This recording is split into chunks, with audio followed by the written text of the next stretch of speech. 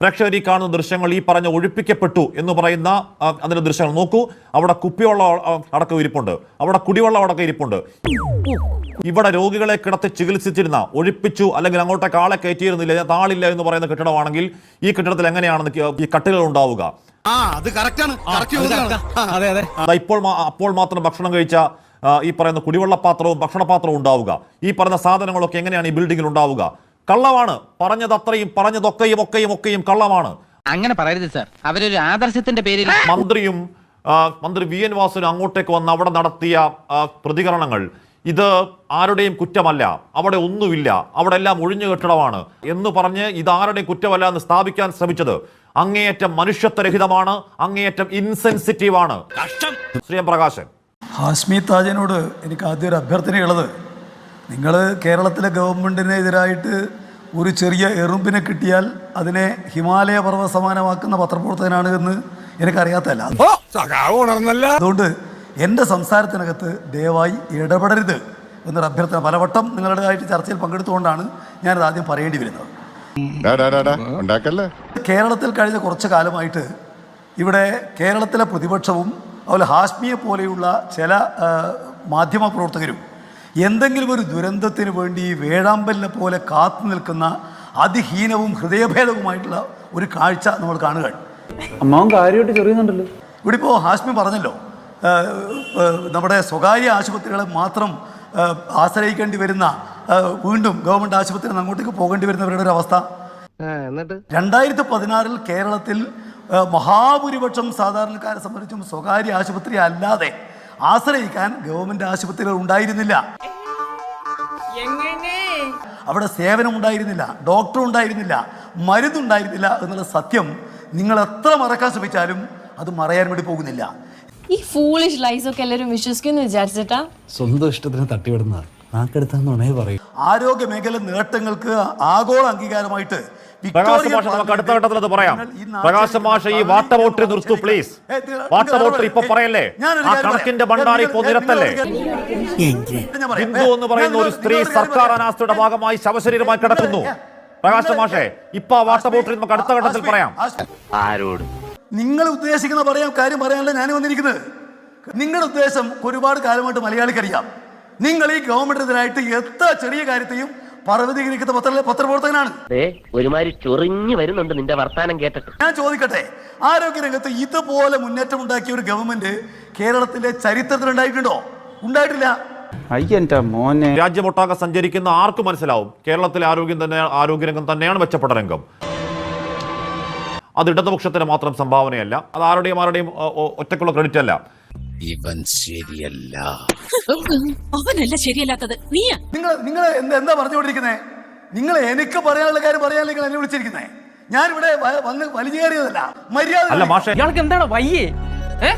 നമ്മൾ ദൃശ്യങ്ങൾ കാണുന്നത് ഒരു ബിന്ദു എന്ന് പറയുന്ന ഒരു മാഷേ, നമ്മൾ ദൃശ്യങ്ങൾ കാണുന്നത് ബിന്ദു എന്ന് പറയുന്ന ഒരു പാവം സ്ത്രീ അവരുടേതല്ലാത്ത കുറ്റത്തിന് സർക്കാർ അനാസ്ഥയുടെ ഭാഗമായി ശവശരീരമായി ഇത് ആംബുലൻസിലേക്ക് കയറുന്ന ദൃശ്യങ്ങൾ നമ്മൾ കാണുകയാണ്. ആ സമയത്ത് കണക്ക് പറയേണ്ട സമയമാണെന്ന് മാഷ് ആലോചിക്കുന്നതിന് മാഷ് കണക്ക് പറഞ്ഞോ?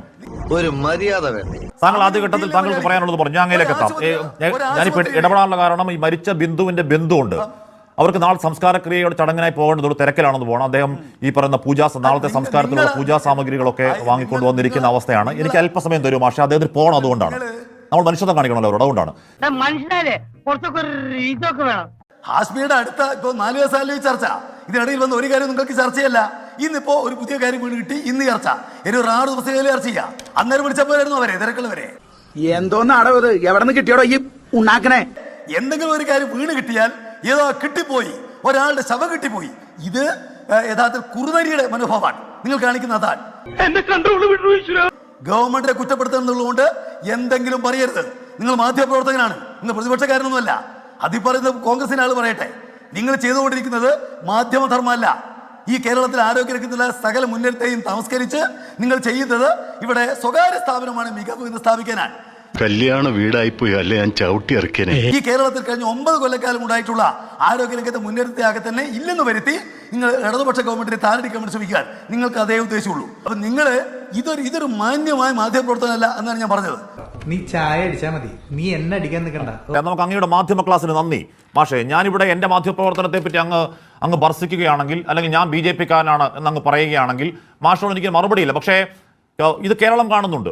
ഞാൻ അല്പം ഡീസന്റ് ആയി പോയതുകൊണ്ട് നിന്നെ പോലെ തറയാവാൻ എന്നെ കൊണ്ട് പറ്റില്ല. കേരളം കാണുന്നത് ഈ പറയുന്ന രീതിയിൽ ഒട്ടുമൊഴിയാത്തൊരു കെട്ടിടത്തിൽ അവിടെ രോഗികൾക്കടുത്ത് ചികിത്സിക്കപ്പെടുകയും ടോയ്ലറ്റ് ബ്ലോക്കിൽ വെള്ളവും വെളിച്ചവും ഉണ്ടെങ്കിൽ അവിടെ പോയി ആളുകൾ ഈ പറയുന്ന കാര്യങ്ങൾ കുളിക്കുമെന്നും ഒക്കെ അറിയാവുന്ന ഒരു നാട്ടിൽ ഒരു മരണം ഉണ്ടായുള്ളൂ എന്ന ആശ്വാസം മാത്രമേ എന്നെ ഭരിക്കുന്നുള്ളൂ. അത് ബാക്കി എല്ലാത്തിനും അപ്പുറം.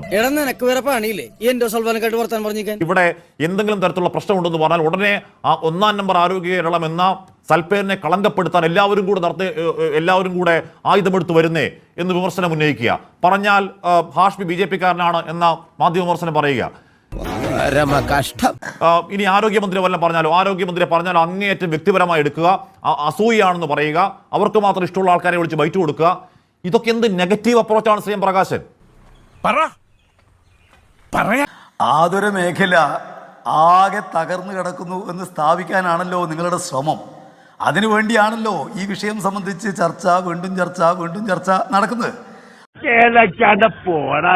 വളരെ വ്യക്തമായി വളരെ ഭംഗിയായി കാണാം. ഇതാണ് ആ വാർഡ്. ഇവിടെ ഈ പറയുന്ന അവിടെ കട്ടിലുകളുണ്ട്, കട്ടിലുകളിൽ ഷീറ്റ് അടക്കമുള്ള കാര്യങ്ങളുണ്ട്, അവിടെ കുടിവെള്ളത്തിന്റെ കുപ്പിയുണ്ട്, ഭക്ഷണം കഴിക്കുന്ന പാത്രം അവിടെയുണ്ട്. അങ്ങനെ വരാൻ വഴിയില്ലല്ലോ. ഇവിടെ സജീവമായ ആളുകൾ താമസിച്ചിരുന്നു, അല്ലെങ്കിൽ സജീവമായ ആളുകൾ ഉണ്ടായിരുന്ന, രോഗികളും കൂട്ടിരിപ്പാനും ഒക്കെ ഉണ്ടായിരുന്ന ഒരു സ്ഥലമാണ് ഈ സ്ഥലം. ഇതാണ് അടച്ചിട്ട ആരോരുമില്ലായിരുന്നു എന്ന് പറയുന്ന സ്ഥലം. നുണ പറയുകയാണ്, വ്യാജം പറയുകയാണ്.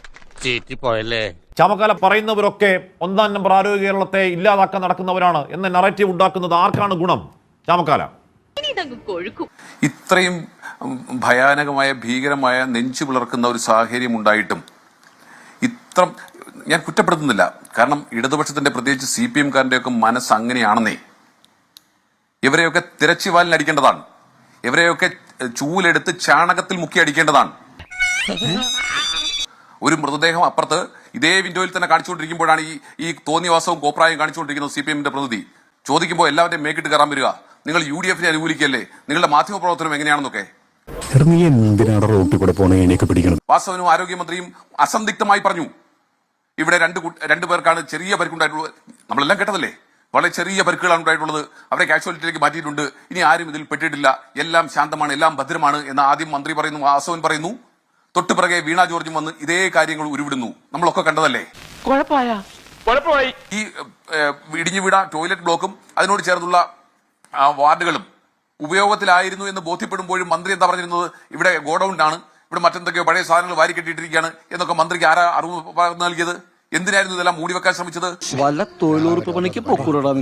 ജ്യോതികുമാർ ചാമക്കാല, അവിടെ അത് അടച്ചിട്ടുണ്ടെങ്കിൽ അവിടെ കട്ടിലുണ്ടാവുന്ന എങ്ങനെയാ? കട്ടിലിന് ബെഡ് ഉണ്ടാവുന്ന എങ്ങനെയാ? ബെഡിന് മേലെ ഷീറ്റ് ഉണ്ടാവുന്ന എങ്ങനെയാ? ടോയ്ലറ്റ് ബ്ലോക്കിൽ വെള്ളം ഇതൊക്കെ ഉണ്ടാവുന്ന എങ്ങനെയാ? അതുകൊണ്ടാണ് അവിടെ ആൾക്കാർ പോകുന്നത്. ഇങ്ങനെ പോയാൽ സംഗതി കുഴയും. ഈ ഹോസ്പിറ്റൽ സെക്യൂരിറ്റി സ്റ്റാഫില്ലേ, സെക്യൂരിറ്റിക്ക് ബോധ്യമില്ല ഈ ബ്ലോക്കുകൾ ഉപയോഗിച്ചുകൊണ്ടിരിക്കുന്നു. അവിടെ നിങ്ങളുടെ ചാനലിന് മുന്നിൽ വന്നുള്ള മുഴുവൻ ആ ആരോഗ്യ മേഖലയുമായി ബന്ധപ്പെട്ട ആ ഹോസ്പിറ്റലിൽ വന്നുള്ള മുഴുവൻ ആളുകളും പറഞ്ഞില്ലേ ഇത് ഉപയോഗിച്ചുകൊണ്ടിരുന്ന ടോയ്ലറ്റ് ബ്ലോക്ക് ആയിരുന്നു? ആരെങ്കിലും എതിർത്ത് പറഞ്ഞോ? ഒരാളെങ്കിലും പറഞ്ഞോ അത് ഉപയോഗിച്ചിരുന്നില്ല എന്ന്? ഇത് വടി കൊടുത്ത് അടി വാങ്ങുന്ന പരിപാടിയാണല്ലോ ബാബു.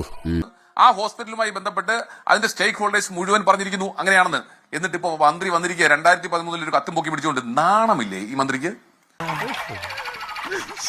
ഈ കത്ത് കണ്ടെത്താൻ നടത്തിയ ശ്രമം ഉണ്ടല്ലോ, ആ ശ്രമം ഈ എന്താ പറയുക, അവരെ കാണാതായപ്പോ, അല്ലെ എന്റെ അമ്മയെ കാണാനില്ല എന്ന് ബിന്ദുവിന്റെ മകൾ പറഞ്ഞപ്പോ അവിടെ ആ ദുരിതാശ്വാസ പ്രവർത്തനങ്ങൾക്ക് ആ സമയം കളഞ്ഞിരുന്നെങ്കിൽ ഒരു പക്ഷേ അവരെ ജീവനോട് രക്ഷിക്കാൻ കഴിയുമായിരുന്നു. ഈ ബിന്ദു മരണപ്പെടുമ്പോ പോലും അതിന് തൊട്ടു കാൽക്കൽ നിന്നുകൊണ്ട് ഇത്ര ഘോരഘോരം സംസാരിച്ച മന്ത്രിമാർ, അവർക്ക് വീഴ്ച പറ്റിയിട്ട് പോലും അവരുടെ പിടിപ്പുകേട് കൊണ്ട് മാത്രം ഈ പറയുന്ന ദുരിതാശ്വാസ പ്രവർത്തനങ്ങൾ കൃത്യമായി നടപ്പാക്കാൻ കഴിയാതിരുന്നിട്ട് പോലും അതിനെ ന്യായീകരിക്കാനും വെള്ളപൂശാനും ഇറങ്ങിയിരിക്കുന്ന ഈ CPM-കാരനെയൊക്കെ ഉണ്ടല്ലോ, ഇവനെയൊക്കെ തെരച്ചുവാലിനടിക്കണം. അവമാനിക്കരുത്. ഞാൻ വീണ്ടും ആവർത്തിക്കുന്നു, ചാണകത്തിൽ ചൂലുമുക്കി അടിക്കണം. ഇറങ്ങി ഓടാന്ന് വെച്ച വഴിയും പരിചയമില്ല. ഇപ്പോഴും വന്നിരിക്കുക ഒരു ഉളുപ്പുമില്ലാതെ. നാണം വേണ്ടേ, മാനം വേണ്ടേ, അഭിമാനം വേണ്ടേ? കിട്ടി, പലിശ സഹിതം കിട്ടി. തൽക്കാലം ഇത്രയും മതി, വരട്ടെ.